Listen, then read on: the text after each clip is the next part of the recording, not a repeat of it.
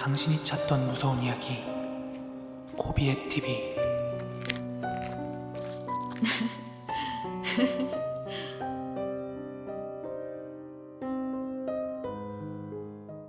코린 여러분 안녕하세요.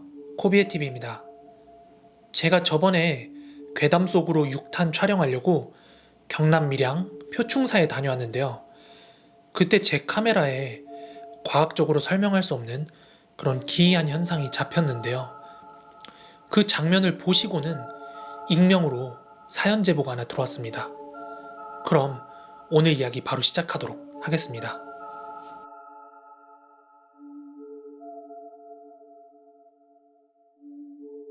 이번에 괴담 속으로 밀양편에서 조명이 스르르 저절로 꺼지는 현상을 봤는데요.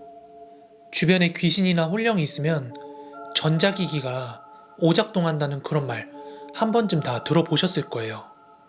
그 영상을 보고 제 경험담이 기억이 나서 말씀드리고자 결심을 했습니다.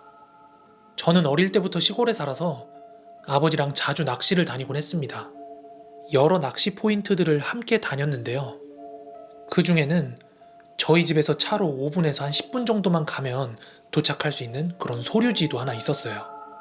아버지랑 낚시를 갈 때마다 제법 큰 물고기들을 낚았던 그런 포인트인데요. 날이 밝을 때 낚시를 할 때도 있었지만 주로 밤 낚시를 다녔습니다. 그런데 어떤 소류지나 저수지든 밤에 가면 굉장히 어둡잖아요. 주변도 조용하고. 근데 그곳은 유독 더 어두웠습니다. 주변에 가로등도 하나 없었을 뿐더러 주위로 다 산과 막 풀들로 둘러싸여 있어가지고 유독 더 어둡게 느껴졌어요. 그래서 아버지랑 함께 거기에 낚시를 갈 때면 랜턴 같은 거 가지고 가서 주변을 밝혀놓고 낚싯대를 세팅을 해놓습니다. 던져놔요. 그 다음에 벌레가 몰려드니까 꺼놨다가 고기를 잡으면 다시 켜서 건져 올리고 뭐 그런 식으로 낚시를 했습니다. 그렇게 저는 어린 시절, 학창 시절에 아빠랑 자주 낚시를 다니면서 자연스럽게 배우게 됐고 또한 자연스럽게 좋아하게 됐어요. 그리고 제가 성인이 된 뒤에 그 일을 겪게 됩니다. 때는 제가 갓 20살이 되었을 때니까 거진 20년 정도 된 이야기네요. 제가 고등학교 때 부모님께서 대학은 무조건 서울로 가야 된다 그렇게 고집을 하셔가지고 어떻게 성적이 맞춰져서 저는 대학교를 서울에 있는 학교를 다니게 됐어요. 20살 때는 서울에서 학교도 다니고 아르바이트도 하고 또 대학교에서 새로 사귄 친구들이랑 노는 게 너무 재밌어서 심지어 여름방학 때도 제 고향에 내려가지 않고 서울에서 지내고 있었습니다. 그러던 중에 찾아온 게 하나 있었습니다. 바로 민족 고유의 명절 추석이었는데요. 추석 연휴 때는 오랜만에 명절인 만큼 부모님을 뵈러 고향에 내려가게 되었습니다.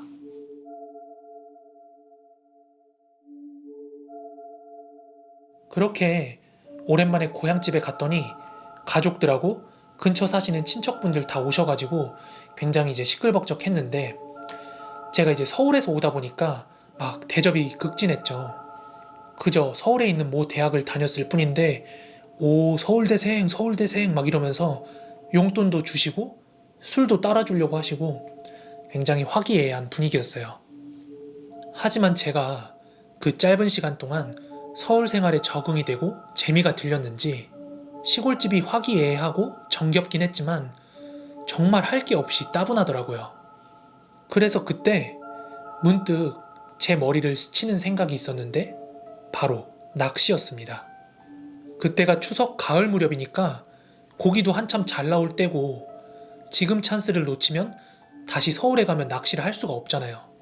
저는 지금이 낚시를 하기 딱 좋은 찬스다 라고 생각을 했죠. 그렇게 저는 조용히 혼자 밤낚시나 가야지 하고 생각하면서 거실 구석지에 있는 낚시 가방을 막 뒤적거리기 시작했어요. 근데 그런 저를 보시더니 아버지께서 야, 너 이 시간에 낚시 가려고? 이러시는 거예요. 근데 아버지가 술도 좀 드셨고 취기도 오르신 것 같아가지고 아, 나 혼자 가도 괜찮다. 아버지랑은 내일 가겠다. 이렇게 말씀을 드리고 저 혼자 이제 낚시짐을 챙기고 있었는데, 야, 아빠가 볼 땐 네 담이 아직 작은데? 그래, 얼마나 있다 오나 보자. 아빠가 이렇게 술이 올라서 저를 놀리듯이 막 그렇게 얘기를 하니까 그냥 대꾸 안 하고 저 혼자 짐 챙겨가지고 나왔죠. 그런데 생각해보니까 밤낚시를 아빠랑 함께 간 적은 있어도 저 혼자 가는 건 처음인 거예요. 그리고 사실 집이 완전히 촌이라서 고등학교 때 알게 모르게 면허는 없었지만 동네 근처 정도는 아빠 거 포터 끌고 막 짐도 나르고 그랬거든요. 그런 제가 서울에 가자마자 바로 한 일이 운전면허를 딴 일이었어요. 그래서 자랑스럽게 포터트럭 짐칸에 낚시 가방을 올리고 아버지랑 자주 가던 그 소류지 포인트로 차를 끌고 출발했습니다. 요즘에야 외지인들이 낚시를 하러 종종 들어오기도 한다는데 그 당시까지만 하더라도 외지인을 찾아보기가 정말 힘든 그런 장소였어요. 하여간 10분 정도 운전을 한 저는 소류지 들어가는 길목 어귀에 차를 세워놓고 낚시 장비를 들쳐매고 후레쉬를 든 채로 물가로 향했습니다. 사람 없는 소류지였기 때문에 물소리조차 없이 그저 귀뚜라미나 풀벌레 소리만 정막을 깨고 들려왔고요. 간간이 하도 들어서 정겨운 고라니 울음소리나 귀신새 소리도 들려왔어요. 아무튼 매번 아빠랑 낚시로 오던 장소라 익숙하긴 했지만 또 혼자 오니까 약간 오싹하기도 하더라고요. 당시 저는 요즘같이 성능 좋은 이런 낚시 랜턴을 가지고 간 게 아니라요. 경비 아저씨들이 주로 쓰는 손잡이 달린 그런 두꺼운 후레쉬 있죠. 그걸 챙겨 갔었어요. 어두운 소류지에서 손전등 불빛에 의존을 해서 채비를 해야 되는데 이제 양손으로 채비를 해야 되니까 후레쉬를 이제 밑둥을 아래에다 두고 후레쉬 불빛이 위로 쏴지게 고정을 시켜놓은 다음에 양손으로 낚싯대 채비를 하고 있었어요. 불 켜놓고 느긋하게 채비를 하면 오만 날벌레들이 다 달려들거든요.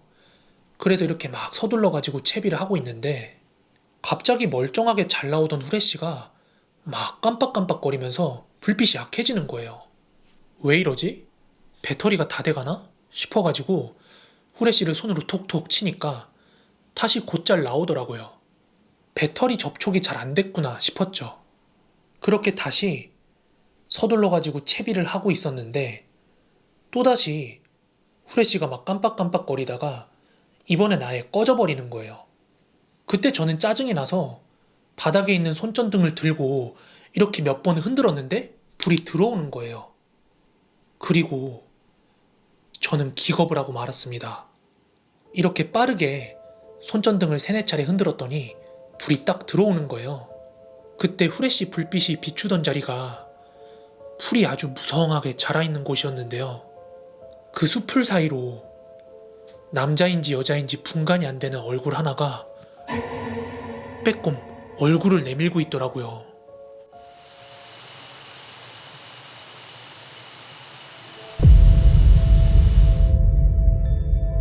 진짜 숨 넘어가는 줄 알았습니다. 여러분 이런 상황에서 손전등이 다시 불이 들어와도 낚시 계속 하실 수 있겠어요? 저는 태어나서 처음 본 귀신의 모습에 너무 놀라서 주변에 있던 거 다 내팽개쳐놓고 얼른 차를 끌고 집으로 돌아왔습니다. 그렇게 집을 나선 지 채 40분이 안 돼가지고 식은땀을 흘리면서 막 집으로 돌아오니까 온 가족들의 시선이 저한테 꽂히는 와중에 술을 드시고 빨개진 얼굴의 아빠가 이야 서울대생 빨리 왔네. 코 뭘 했어? 아빠랑 같이 가야 한다니까. 아직 네 담으론 안 돼. 이러면서 막 놀리듯이 웃더라고요. 그러면서 얼른 씻고 방 들어가 자라고 낚싯대 거기 놔둬도 어차피 가져갈 사람도 없으니까 내일 아침에 같이 찾으러 가자고 그러시는 거예요. 그렇게 저는 밤새 수풀 속에 비친 그 얼굴을 떠올린 채로 겨우겨우 힘들게 잠에 들었습니다. 그리고 다음 날이 밝아서 가족끼리 다 같이 아침 식사를 하고 아버지랑 저는 그 낚시 가방을 가질러 다시 소류지로 향했습니다. 그리고 그 소류지로 향하는 차 안에서 아버지가 이런 말씀을 하시더라고요. 아들아, 이 동네에 그 소류지에서 혼자 낚시할 수 있는 사람? 아빠 포함 몇 안 된다. 이러면서 하시는 말씀이 사람 없는 소류지에 혼자 가서 밤낚시하는 양반들은 정말 담이 좋은 사람들이라고요.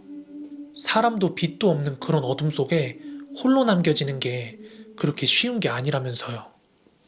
그리고 낚시터 괴담 같은 거 보면 낚시를 하다가 귀신을 보거나 홀리고 하는 사람들 그 뒤로 다 낚시를 그만뒀다 이런 스토리가 굉장히 많잖아요.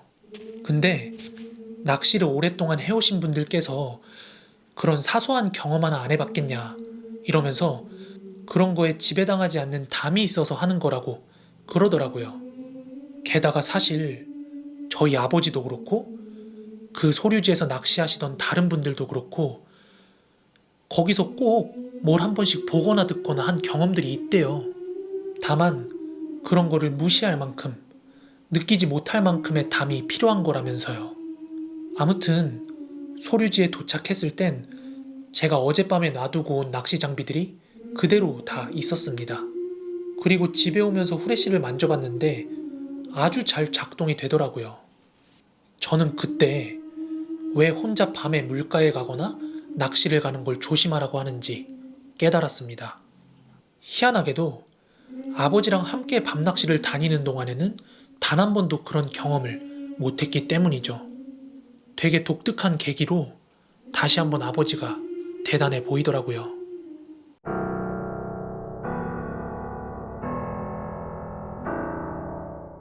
오늘의 베스트 공포 댓글은요. 해남 서림공원 귀신 이야기 영상에 달렸던 댓글입니다. 첫 번째 댓글은 김현유님의 댓글입니다. 저의 어머니 고향 해남. 예전에는 배 타고 가는 섬마을이었고 지금은 간척 사업으로 흙으로 메꿔서 차로도 갑니다. 귀신 많고 뱀 많은 뱀사골로도 유명했고 외할아버지 할머니, 외삼촌들이 해남 도깨비와 귀신에 대해 어릴 때부터 무수히 많은 이야기를 한 걸로 기억이 납니다.